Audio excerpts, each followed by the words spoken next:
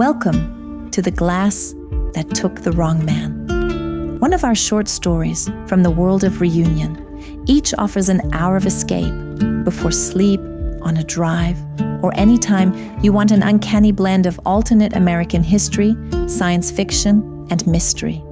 Visit reunionseries.com for more books, artifacts, and our expandable card game. Thank you wholeheartedly for spending this time with us.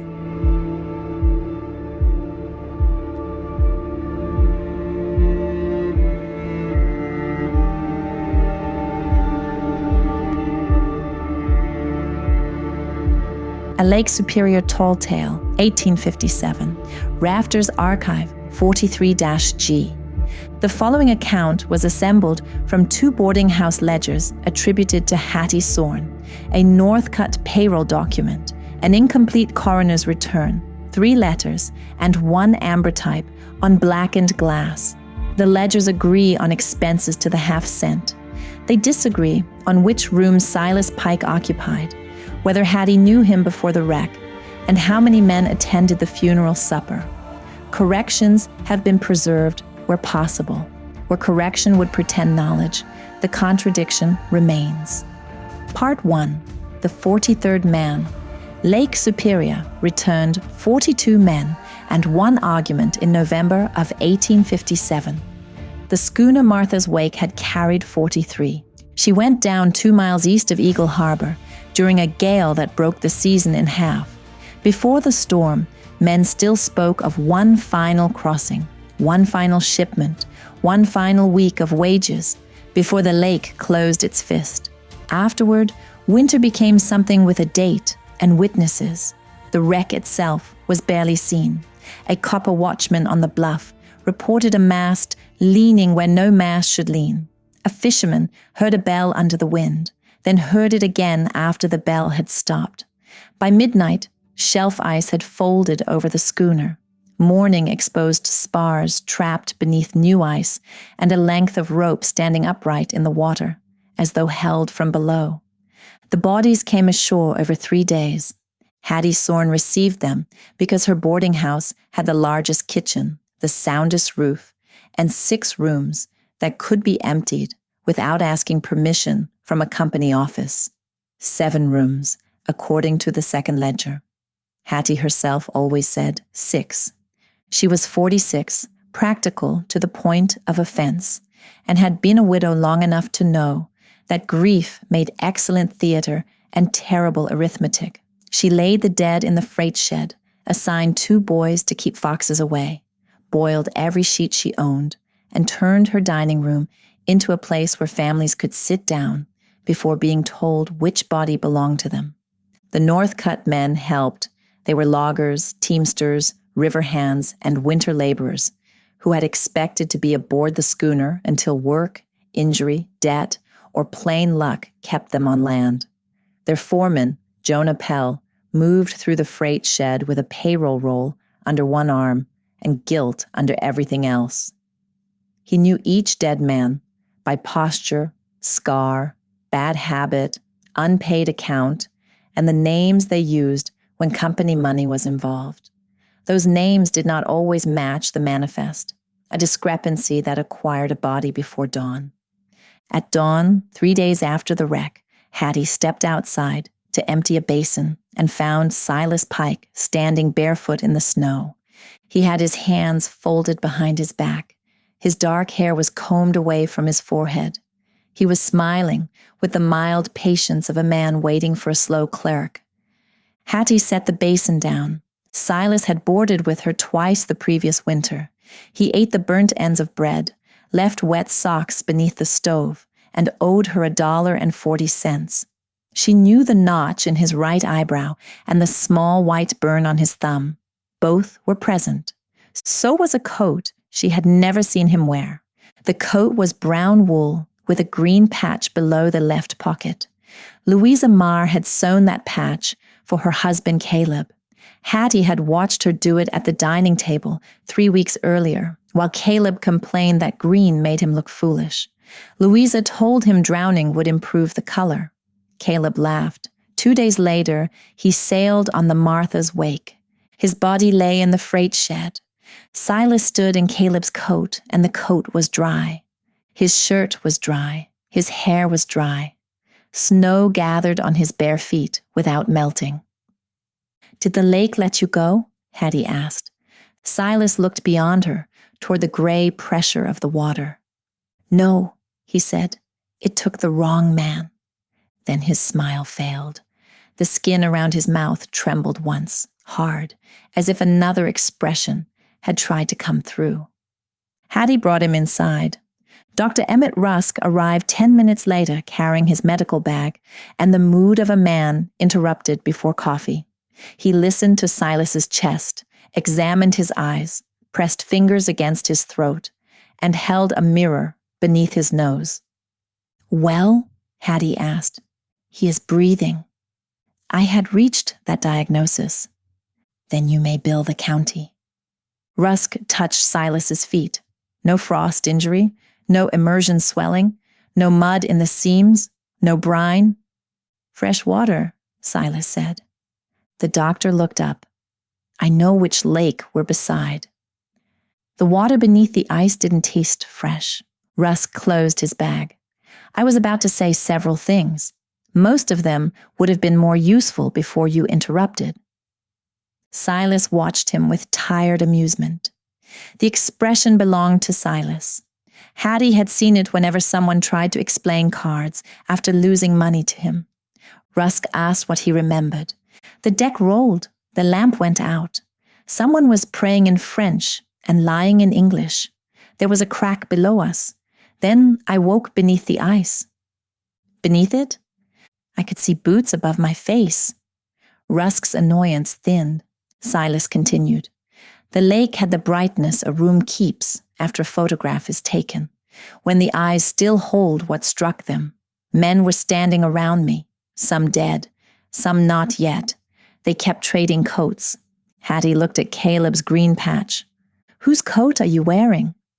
Silas glanced down as though noticing it for the first time. "Mine." The word came out in Caleb Marr's voice. Hattie had heard Caleb bargain, swear, laugh, and once sing badly enough to empty her kitchen. She knew the flat northern curl in his vowels. Dr. Rusk lacked that memory. Hattie's face supplied what he needed. Silas touched the patched pocket. Something clicked from inside the coat. The three of them held still. It was the crisp, mechanical snap of a camera shutter. A second click answered, from somewhere in the wall. Part 2, the wrong coat. Hattie searched the coat at the kitchen table. She did it herself, because Dr. Rusk handled personal property as if pockets were wounds, and Silas had begun staring at his own hands with open suspicion. The left pocket contained 2 brass buttons, a folding knife with CM cut into the grip, a twist of tobacco, and a small wooden bird with one wing unfinished. Louisa had described that bird while waiting for the bodies. Caleb carved one for every child, born at Northcutt. He always left one wing until the child survived its first winter. The right pocket held an ambrotype wrapped in oilcloth. The plate was larger than Hattie's hand, a darkened sheet of glass in a narrow wooden case. A hairline crack crossed one corner. Beneath the black varnish, 43 men stood in front of the Northcutt bunkhouse. At least, Hattie counted 43 the first time. Silas stood in the back row. Caleb stood near the center wearing Silas's dark coat. Jonah Pell sat on a stump at the front with a camp dog between his boots. Pierre Nolan, who was alive and snoring upstairs in Hattie's 6th room, leaned against a cant-hook at the far edge. There was also a man behind the bunkhouse window. Only his face showed. The features were pale and indistinct, rubbed into one another by movement. He might have been looking out. He might have been reflected in the glass. Hattie closed the case. The shutter clicked again. Silas jerked. Water spilled from his mouth onto the floor, one clear cupful, cold enough to cloud the boards. He coughed once, then breathed normally. Dr. Rusk knelt and touched the water. "Lake water?" Hattie asked. "I have no medical test for which lake a man has coughed." Taste it. You taste it. Silas wiped his mouth. There was a camera at camp. Hattie knew the photographer. Gideon Vick had arrived in Eagle Harbor that autumn with a wagon painted likenesses for the living, the distant, and the recently departed. Hattie distrusted any trade that advertised 3 kinds of customer and expected only one to complain. Vick was fetched from a room above the assay office. He entered Hattie's kitchen, carrying the chemical odor of ether, silver, and injured dignity. His beard was arranged into 2 disciplined points. The rest of him suggested a hasty evacuation. He recognized the case before Hattie opened it. That plate is mine. The men paid you? Half. Then the plate is half yours. Mrs. Sorn, this is professional apparatus. It came out of a dead man's coat. Which dead man? No one answered. Vick examined the ambrotype beside the window. He turned it toward the weak morning light, then away, using the black backing to bring the figures forward. His confidence lasted perhaps 12 seconds. I destroyed this, he said. Jonah Pell had entered without knocking. Snow whitened his shoulders. He looked at the plate and removed his cap. Why? Jonah asked. Vick ran a thumb along the wooden case. The exposure failed. Men moved. The count changed during development. Photographs do not count. This one did. Vick explained the process because fear made him technical. He had coated the glass with collodion, sensitized it in silver nitrate, exposed it while wet, and developed it in the dark wagon. The Northcutt men had been uncooperative. They traded hats, made faces, pinched one another, and insisted that the camp dog be included as management. Caleb and Silas switched coats to confuse their sweethearts. Pierre Nolan left the group halfway through because the dog bit his ankle. Yet, when Vick developed the plate, Pierre remained in the image. So did another man, Vick said. Then another. Every time I applied the backing, the faces settled differently. He had scraped the plate clean and thrown it into his waste crate. The next morning, it was back in the drying rack, fully developed. He broke it. The plate returned whole. He packed it beneath spoiled chemicals and left camp. There was grit in the collodion, he said, white grains. They did not dissolve. I thought dust had entered the bottle. Jonah took the plate. How many men? I will not count them. How many? 42 when I exposed it, 43 when it dried, 44 after midnight. Hattie opened her first ledger. She turned to the page headed Martha's Wake, passengers and crew, and laid Jonah's camp roll beside it. The manifest contained 43 names. The payroll contained 44. One name appeared twice in Jonah's hand, Caleb Marr. Explain, Hattie said. Jonah did not sit. Camp names are not always government names. Explain better. Northcutt paid through the company office. Men who owed the company store could work an entire month and receive a balance of nothing. Men fleeing warrants used brothers' names. Men sending money to families sometimes placed their wages under the name of a steadier worker. One fellow had been born Jean-Baptiste Nolan, baptized again as John Nolan, and hired as Jack Snow because the clerk disliked French spelling. Jonah kept a private tally of who was who. He had burned it when the schooner disappeared. Why burn the only honest record? Vick asked. Because it named 3 deserters, a fugitive, and 2 men who were married more often than the law allows. Dr. Rusk looked at the duplicate entry. So 43 names may describe 42 men. Or 44, Jonah said. Silas lifted his head. There were 43. You remember? Hattie asked. I remember 43 places. Places where? Inside the water. The second shutter clicked. On the table, a new face appeared in the ambrotype. It belonged to Hattie's husband Amos, who had drowned 11 years earlier. Part 3, the funeral supper. Hattie closed the ambrotype so quickly the hinge bit her finger. She had no doubt about the face. Amos Sorn had possessed a broad forehead, one bent ear, and an expression of permanent skepticism that marriage had softened only around the eyes. His body had never been recovered. The lake had kept him without argument, plate, witness, or funeral supper. Now he stood among the Northcutt men, in a photograph taken 6 years after his death. Hattie wrapped the case in a dish towel and locked it in the flower chest. "No one opens that," she said. Vic objected that flour could damage photographic varnish. Hattie informed him that another sentence would damage the photographer. By evening, 31 relatives and camp people occupied the boarding house. They brought black bread, smoked fish, venison, onions, 2 pies, 7 bottles, and enough private certainty to start a war. Hattie placed food on the table and grief in separate chairs. She had learned that mourners behave better with both hands occupied. The house had changed since morning. The passage to the rear stairs felt longer. A door appeared beyond Silas's room, where Hattie remembered blank wall.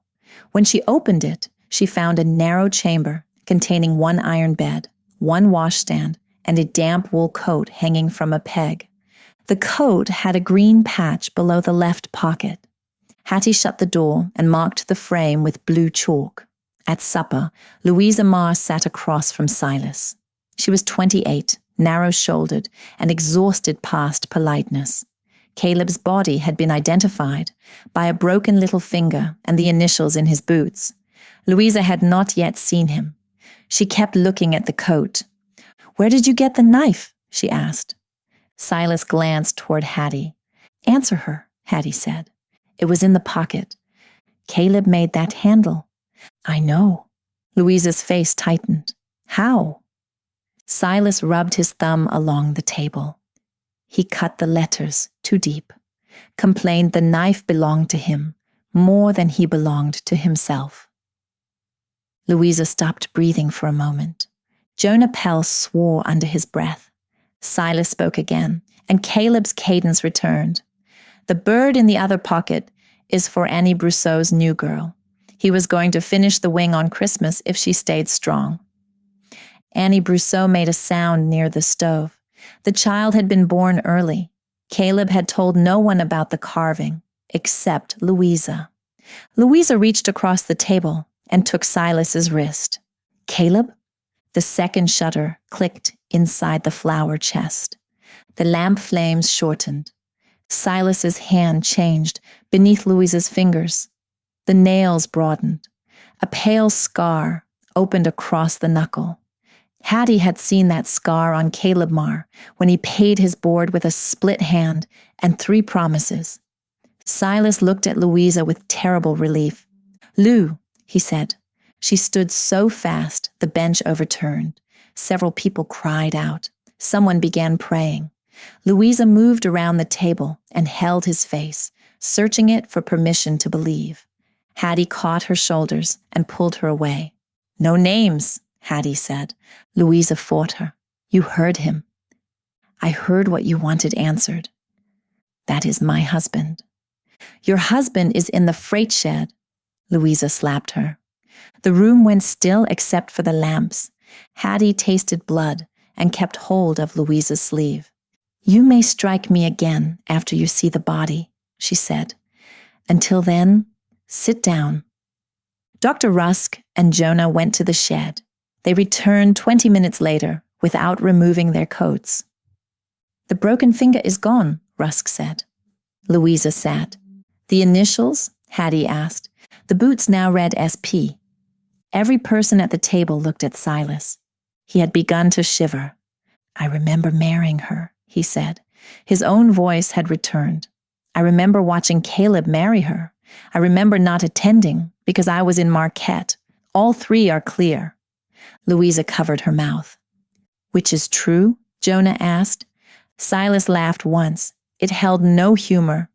"Whichever one of you says next, I expect." From the flower chest came a rapid sequence of shutter clicks. 6, 7, 8. Then a knock from within the wall. Pierre Nolan, alive and present 5 minutes earlier, was no longer at the table. His bowl remained. His spoon rested in the stew. The bench where he had sat was empty.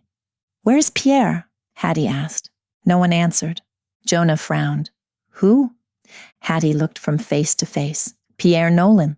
Room 6, snores like a saw in wet maple, walks with his left foot turned out." Dr. Rusk glanced toward the stairs. "Room 6 is unoccupied." "You examined his ankle this morning." "I examined no ankle." Hattie ran to her ledger. The line for Pierre Nolan had faded until only the pressure of her pen remained in the paper. She took a soft pencil, rubbed it sideways across the page, and brought the buried letters back as white grooves in graphite. Pierre Nolan, room 6, paid through Saturday. The shutter stopped. Upstairs, a man gasped. Pierre stumbled into the passage wearing his nightshirt and one boot. His skin was gray. A rectangular red mark covered his left cheek, sharp as the edge of a glass plate. "Why am I upstairs?" he asked. Jonah stared at him. Memory returned to the room unevenly. One woman screamed. Another insisted Pierre had arrived only that moment. Dr. Rusk sat down and requested whiskey in the professional tone he used for bandages. Hattie placed the ledger in the center of the table. "From this point," she said, "we write everything." Part 4, facts that would hold still. Hattie divided the work, because panic became less impressive when assigned a chore. Jonah wrote the camp names as he remembered them, including aliases, debts, family ties, and the crude private titles men earned from one another. Dr. Rusk copied the identifying marks from the bodies without consulting the manifest. Gideon Vick drew the position of every figure in the ambrotype from memory. Louisa sat beside Silas and did not touch him. Hattie recorded observations in her second ledger. Silas Pike returned on foot at dawn. Clothing and body were dry. Coat belonged to Caleb Marr, according to Louisa Marr, Hattie Sorn, and Jonah Pell. Glass plate found in coat. Speaking a name may alter evidence. Written facts resist alteration longer than memory. She stopped after the 6th line. The house had only 6 rooms. The new door at the end of the passage waited beyond the stairs. Hattie added, "House presently contains 7 guest rooms." The blue chalk mark on the new door remained. "Why does writing matter?" Louisa asked. "I don't know." "Then why are we doing it?" "Because Pierre came back when I found his name." "You think the book brought him?" "I think the book reminded us we had agreed he existed." Vic looked toward the flower chest. "A photograph is also a record." "Then yours is a liar. A camera has no opinion. Every camera points somewhere." Vic opened his mouth, considered the room, and chose survival. They inspected the glass under rules Hattie established. 1 viewer at a time, no names spoken. A written description before the next person looked. The plate stayed on the table. Hattie held the case and closed it at the first change. Jonah saw 43 campmen and a dog. Dr. Rusk saw 42 men, no dog, and Silas seated in front. Louisa saw the funeral supper. Every person in the boarding house appeared around the table, including Pierre. 1 chair was empty. Vic refused to look. Hattie saw Amos Sorn behind the bunkhouse window. He raised one hand. The image did not move, the way living things move. One moment, the hand was down. In the next, it touched the glass. Her mind supplied the passage between, making her responsible for a movement the plate had never shown. Amos's bent ear, broad brow, and patient eyes were exact. Hattie remembered the last morning of his life, the spoon he dropped, the bootlace he replaced, the complaint about weather coming through his left knee.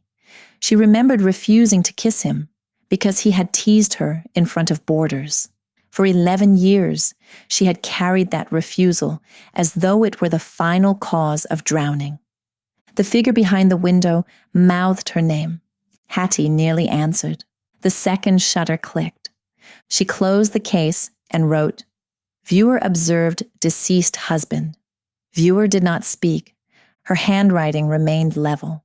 This pleased her more than it should have. Silas watched from the stove. Was he there? Who?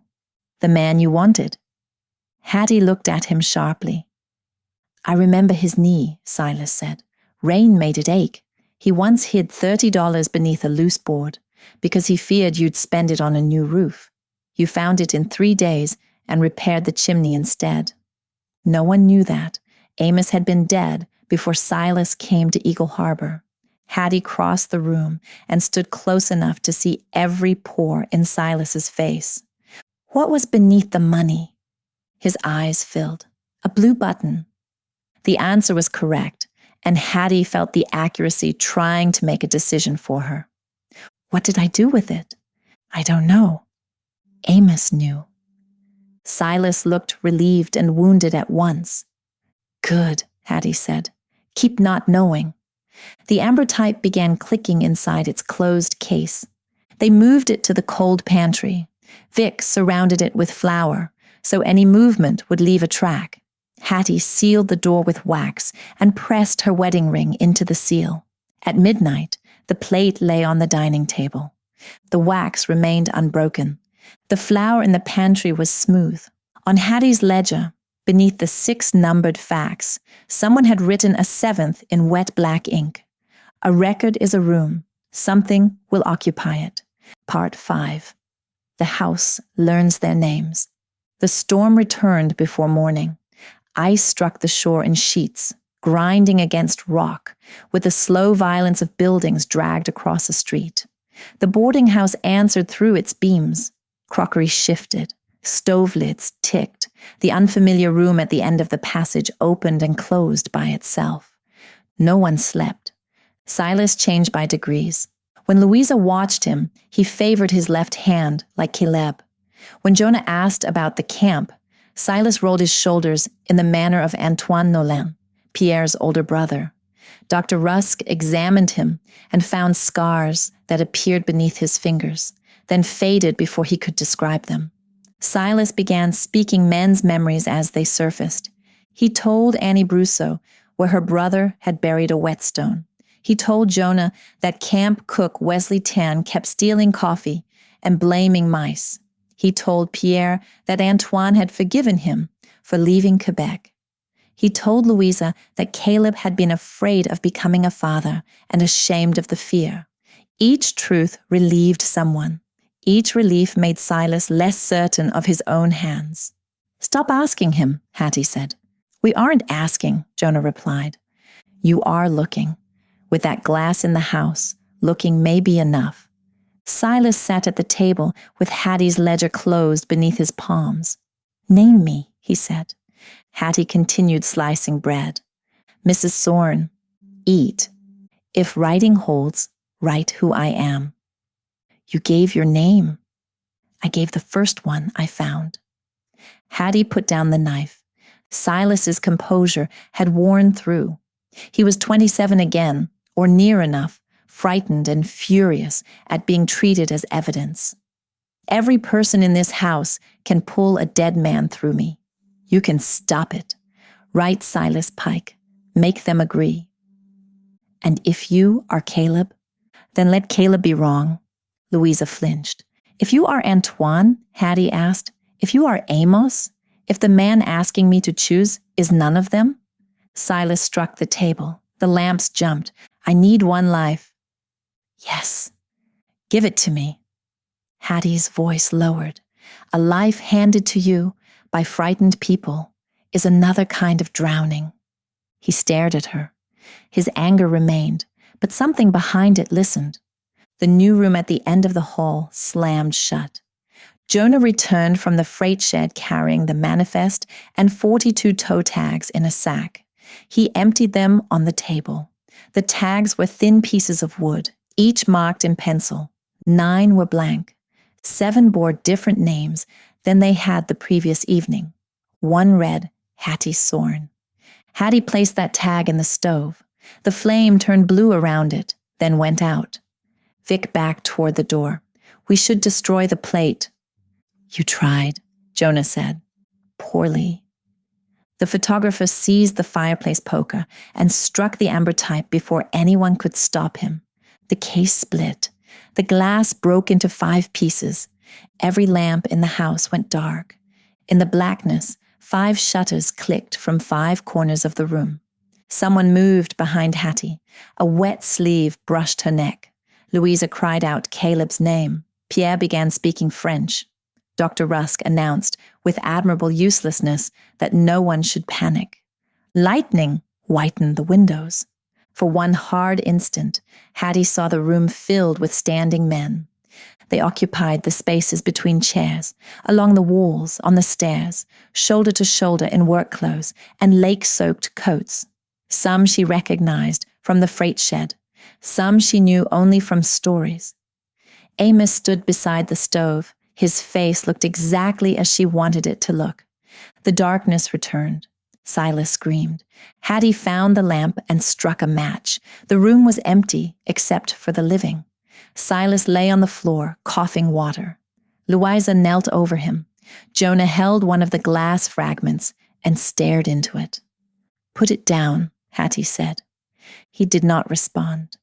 In the shard, Jonah saw his younger brother Micah, dead at North, cut the previous spring beneath a rolling pine. Jonah whispered his name. The second shutter clicked. Jonah's face changed. For a moment he was younger. The guilt left his eyes. Somewhere in the house, a man laughed with Micah Pell's broken whistle. Hattie slapped the shard from Jonah's hand. It is using the dead to make us vote, she said. Vic shook his head.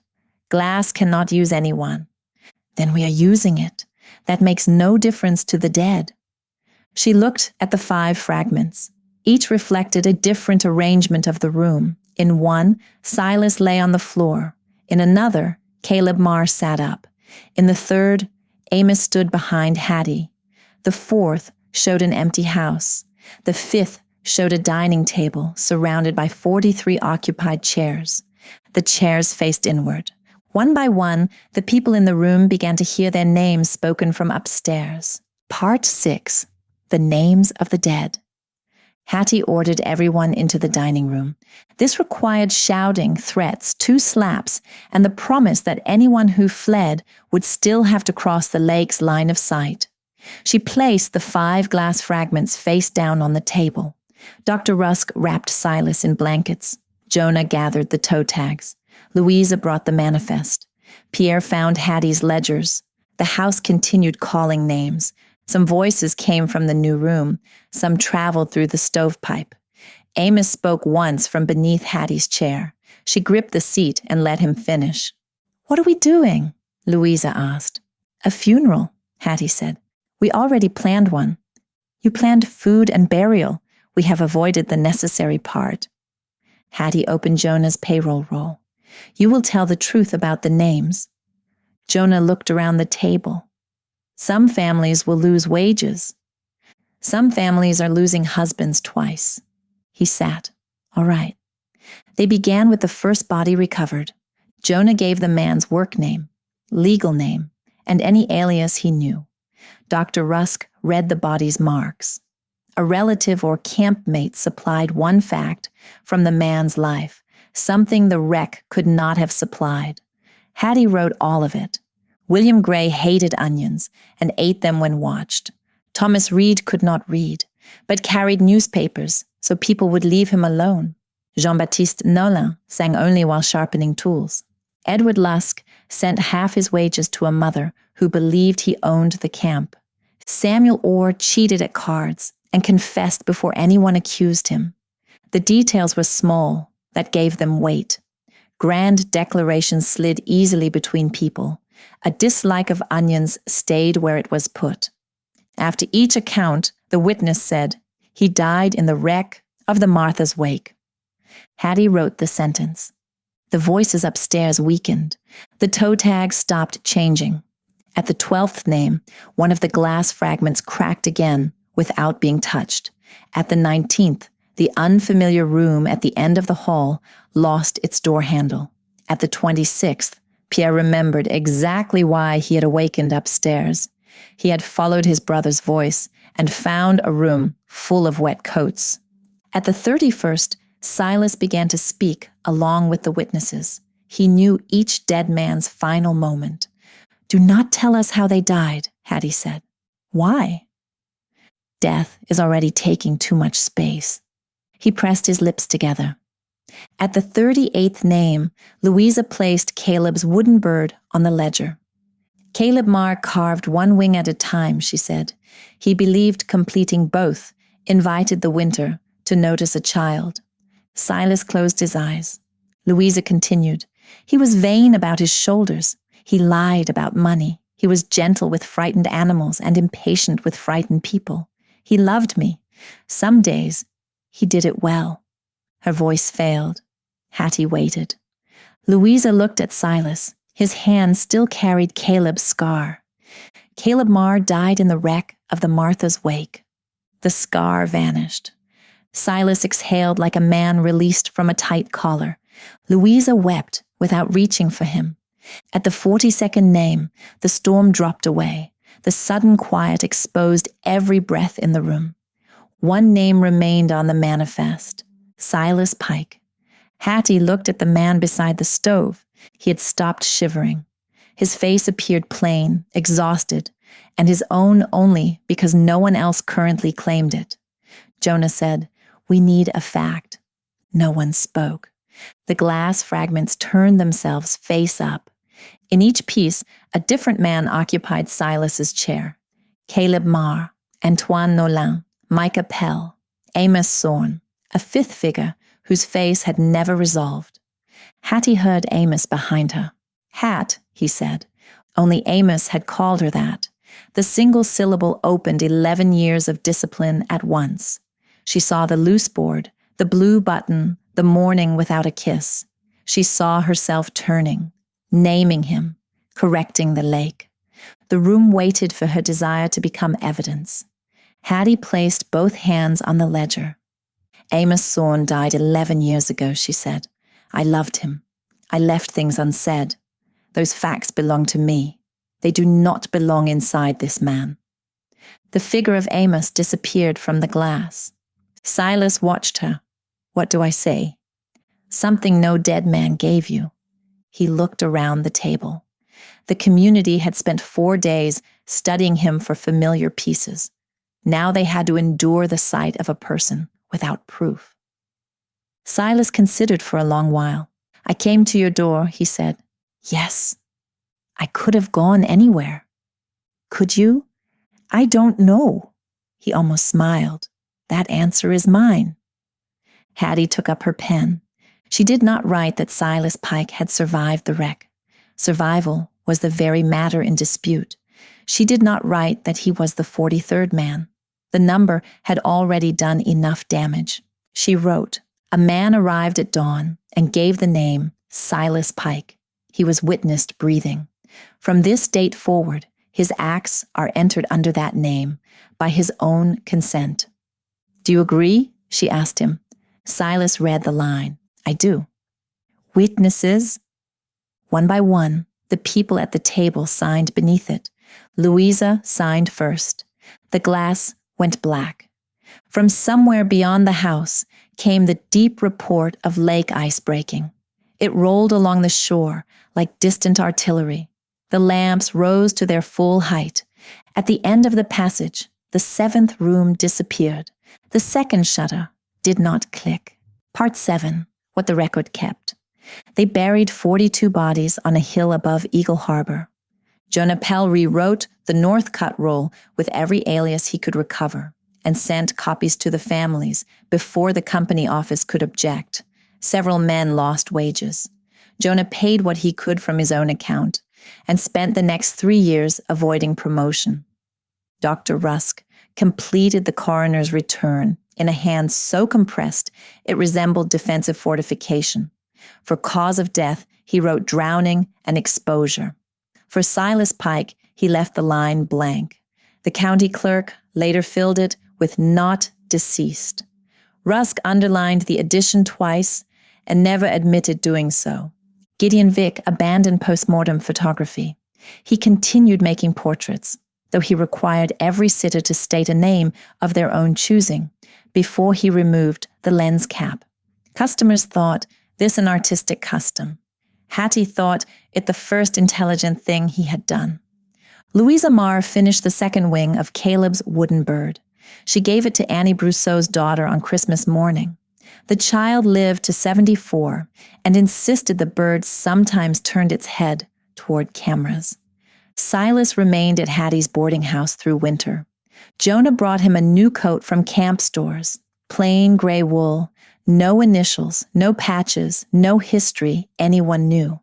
Silas wore it until the elbows shone. He worked where he could. Some mornings he remembered rigging he had never touched. Some evenings he sang in French. Once he carved half a bird and threw it into the stove before Louisa could see. Hattie did not ask whose memory had moved his hands. She entered what he did. Silas Pike repaired west shutter. Silas Pike paid 20 cents toward prior debt. Silas Pike burned supper while claiming to improve it. Silas Pike woke from dream-speaking name unknown. The ordinary lines accumulated into a place where he could continue without having to explain himself. In March, Hattie showed him the loose board, where Amos had hidden the $30. Beneath it lay the blue button. "What did you do with it?" Silas asked. "Left it there." "Why?" "Because he put it there." Silas nodded. Whatever memory of Amos lived in him offered no reply. When the lake opened in spring, Silas left Eagle Harbor on a supply boat bound east. He said he wanted to find his sister. Hattie's first ledger named the sister as Nell. The second called her Margaret. A surviving letter from Silas begins, "Dear Ruth," and contains no surname. At the dock, Hattie returned the folding knife from Caleb's coat. Silas refused it. "It belongs to Louisa." She says it belongs to the man who carried it back. He considered the knife, then placed it on a piling between them. "Let the next honest person decide." "Coward." "Landlady." That was the last exchange Hattie recorded. She watched the boat pass beyond the harbor light. Silas did not look back, or he did, according to the other ledger. The 5 pieces of the ambrotype were fitted together and sealed inside a case, lined with black cloth.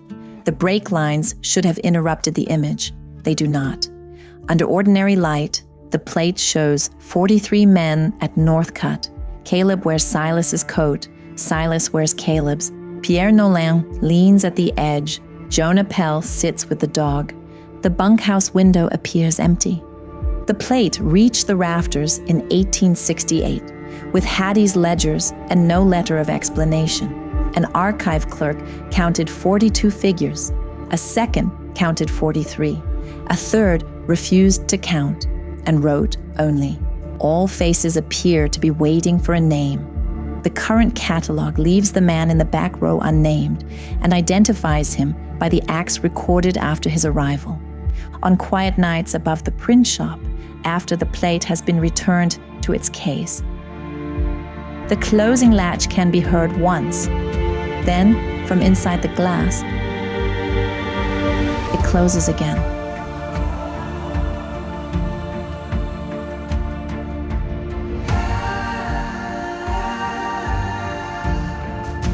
Thank you, truly, for spending this time with the glass that took the wrong man. If the story stayed with you, please like this video, subscribe to the channel, and join us for the next case from the Rafters Archives. Until then, travel safely, sleep well, and be careful which version of the story you choose to believe.